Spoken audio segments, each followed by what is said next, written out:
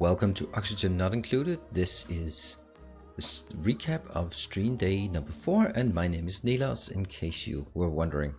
So this has been a large and productive day. Large day? Well, no, not really. But it has been a very productive day. We got a lot of things done. We had a few things that I was really eager to get done, and that was cooling and DRECKO farms. We did get the cooling, and then we undid the cooling again, so can't even show you that. But let's start up here, because this is a new building we designed. I'm going to do a tutorial for it once I've tweaked this, just so I'm completely happy about it. I think it's very interesting. So these are Dracos. They can be sheared in a shearing station, which gives reed fibers, but their fibers only grow when they are in hydrogen, but they only eat, or they primarily eat mealwood. If they eat mealwood, there's a chance they become glossy Dracos. You can see one little glossy Draco egg.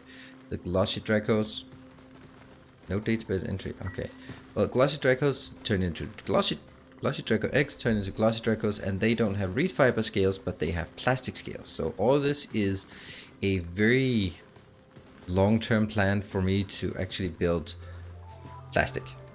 Yeah, so this is it's going to be plastic. I'm not sure I got everything down with just the mechanics of it. Also, you can see the temperature is rising in here. The way I've done it is I made a water lock so the water doesn't go out. I've put this one in so that this is a room, and just that the water is spread out here. Then we have a canister. This canister was used to pump hydrogen in here, not really needed anymore. The grooming station, the shearing station, the incubator. I want to use the incubator even though I use a lot of power. I want to use it because that gives me faster new ones. And what I want to do is I want to make sure that they eat meal lice, so there's a higher chance that they will make glossy eggs. You can see here if they look at, so these 28 production, and if I go here, then there's 48% chance that it becomes a glossy egg. That is good. It's 28% glossy egg. So every time they eat some oh, that's not much. Oh, you're on your reproduction 4. I don't have anyone that's high percentage. Not really. You just ate something. Reproduction 10%, but rising percentages. So the more they eat, the more the chances are that they'll become a glossy egg. The glossy eggs only make glossy eggs, I think. And that means this will eventually become a plastic farm. Not a grand plastic farm, but something. So we're tweaking it, we're testing it, we're figuring out how it works. And I was really happy with that we were able to set up. I had to make some double layers here, because otherwise this room would be too large to be a proper farm. I think we can cut something out here, because this is just too long of a range for them to walk, and they only walk on edges. So that was another big thing. I had the temperature here. This was getting dark red, and now it's not dark red, but it's still not exactly cool. It's 42 degrees. I need this below 30 degrees, and because it is leaking heat out here as well. So what I was doing is, if you look at this, I had a loop here like so, but it didn't really get me what I wanted, because I was pumping up stuff from a location here that was minus 10 degrees. It was working awesome. Now I'm still pumping here from minus 13 degrees, but now I have redirected because we built a new thing down here. I'm not really sure this is the right way to do this, because I now have, where do you have liquid reservoir, 5 tons at minus 13 degrees. Yeah, so this is great for cooling down the metal refinery. The metal refinery, let's see if we can just make just a single steel. Boom. The metal refinery has this quirk here. It takes 800 kilos of polluted water. I think it actually only uses 400 per craft. Let's give it a shot. And let's see, that's refined carbon. And what else do we get? Delivering iron. Are you working? Yep, you're working. Metal refinery, there. Now this is again going up because it has now created polluted water at, why did it create polluted water at minus 13 degrees? Oh, this thing here. So it takes that, moves it to the output, 400 moves to output, and then it starts heating it up, I think. Yeah? You working? There we go. Okay, you have to actually work it. And what happens then is... Metal refinery. We now have 42-degree hot water. That's way too hot. Look at how much it actually increases. That's crazy. Yeah, that's because polluted water doesn't have the same heat capacity as no water. No water, I think it will only increase by 35 degrees or something. But that's problematic. We are going to figure out what we're going to do about it. I'm kind of leaning towards maybe this one will generate some hot water for steam, because right now it's just heating up this basin here. This is increasing in temperature, and that's a lot of heat that's stored here. Very bad. So we're gonna hold off on the steel for now. I don't think that's a problem. If you just look at it, I have almost 3,000 steel, so that's good. Well, now let's look at this thing. So we also dug out here. These are hatch farms that we haven't built yet, but are trying to build. Basically, we're also trying to build some logic over here. Let's have a look at this room. There are only 3 critters, so something went wrong here.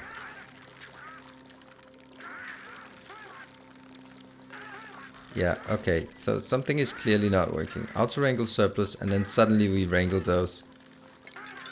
I have no idea how that's gonna pan out, but I don't know. Okay, that's not what we do today, and however, we built the metal refiner, which is really nice. Also have a kiln here. These are producing, they should be producing a lot of heat, but they're so far not heating up the environment, but they're heating up a lot of the water, which is not great. We have nice cold water here, minus 13 degrees. Here we have storage. You can see how much storage we have. This is insane amount of storage. Well, it's not actually, but it's very nice amount of storage of gas. And that comes, we just got this one in. This is just a storage. Let's go to the interesting thing. So we have this one.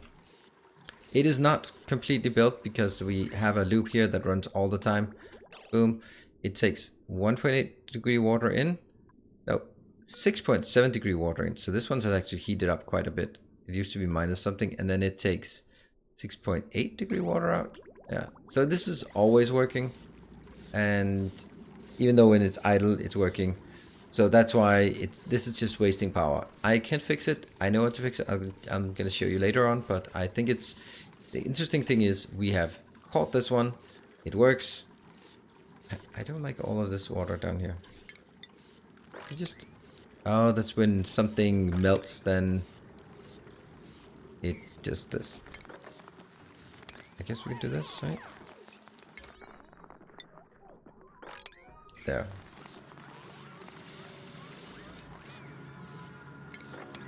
Too much liquid. Fine. Okay, so this one's just running in a circle. And that thing. I don't know. That's probably because these could be melting. Whoa, why are they complaining about the hotness here? This one's still really hot. It's really odd because they have very, very cold here, very, very hot here. So I guess it's just get this out of the way. Just so we can get some more heat flowing in this area. Not cold flowing. Technically heat flowing, but whatever. Also got some pea water down here, that's bad.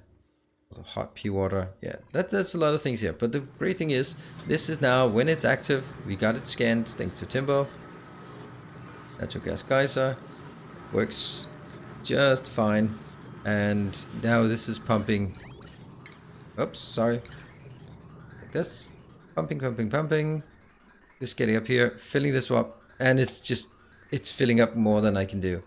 The only thing I really have at this point that is using it, I will get some natural gas, is actually going up here to get into the gas grill. What we've done as well with consumables is basically tell them all to, actually not, tell them all that they can now eat good stuff. Mushroom wraps. Only mushroom wraps are they using. And then this is excellent fruit, whatever. If they have it, they get it. But no raw meat, no lettuce, no mushrooms, no fried mushrooms even. And no Paco fillet? An uncooked fillet from the very dead Paco. Yum. Really? Cooked fish is an 8. The cooked fillet. And this is what we make here. We make cooked fish. Yes. And we're making Paco filet. Yeah, so that's what we make here. If you look at the food, we have quite a bit, to be honest. And I guess maybe it's time for us to slow something down. The interesting thing is the mushroom wrap is the one we need. And you can see here how much we actually have on the mushroom wrap. Mushrooms, we still have a lot of those. They need to be grilled. We don't have any raw fish. We do have some meat. We can't make barbecue. Have some meat. We can't do barbecue. Why can we not do barbecue? That's that over here.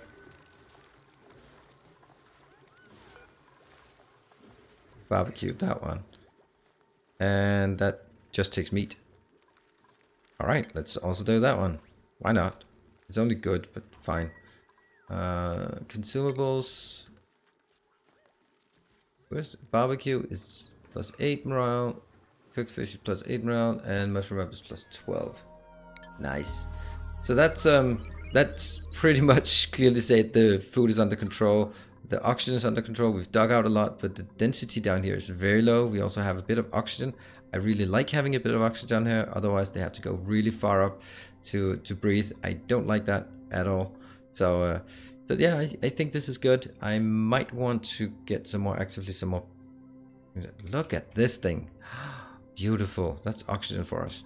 And I guess that one of the things that we just don't have enough of is this. I'm always doing that, like everywhere, all the time. Completely crazy, but I think it's a really good investment. Because it really clears out a lot of the pollution in the base. Those cannot be done, really?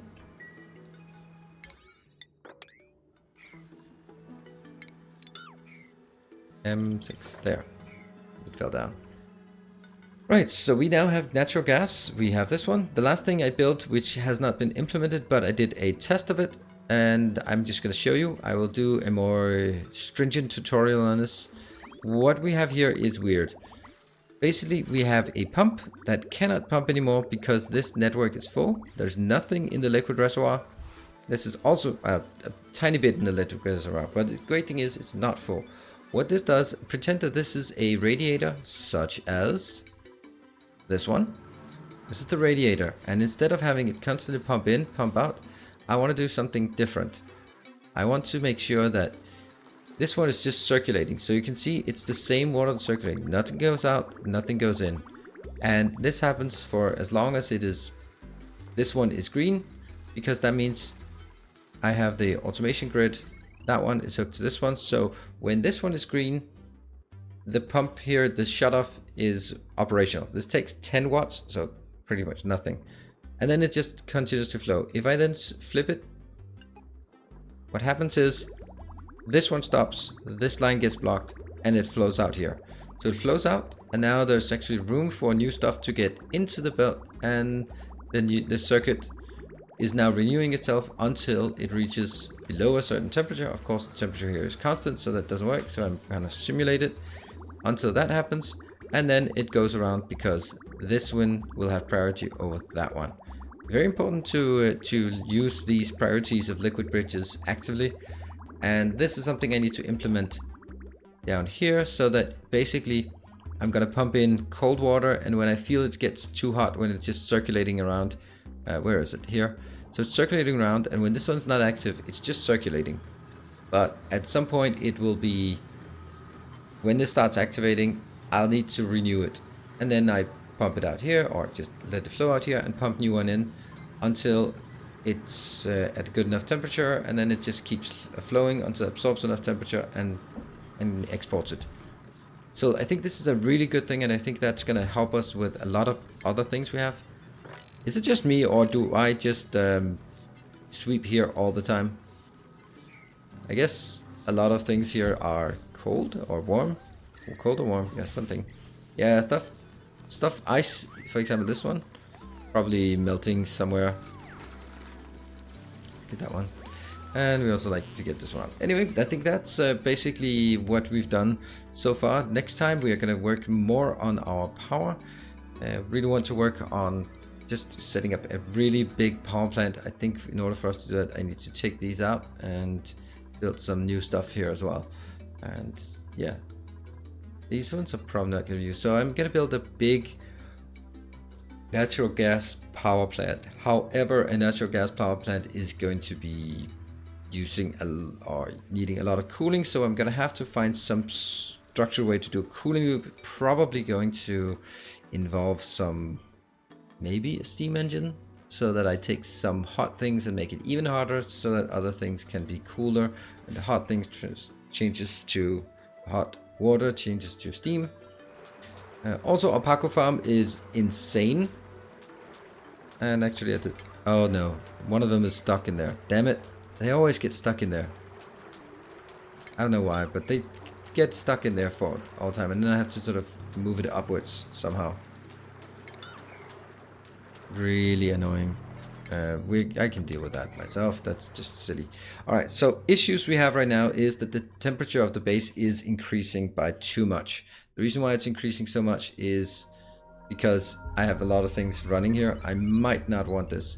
Also, this one is completely unstructured. I have no idea where things are, and it's a miracle that things are not switching off all the time.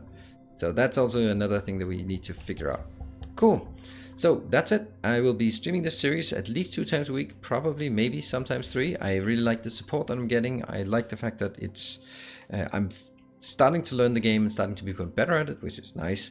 And also it seems to be catching the interest of the community, so that's always very nice. And then now I think we're going to wrap it up. Thank you very much for watching, and I hope to see you on the Twitch streams. And otherwise, here on the channel, I will also be recording some very basic tutorials for Oxygen Not Included. They are not going to be very advanced, they're just going to be basic, and I think that's a great way to start. So, look forward to that. Look for that on my YouTube channel as well. Until next time, stay effective.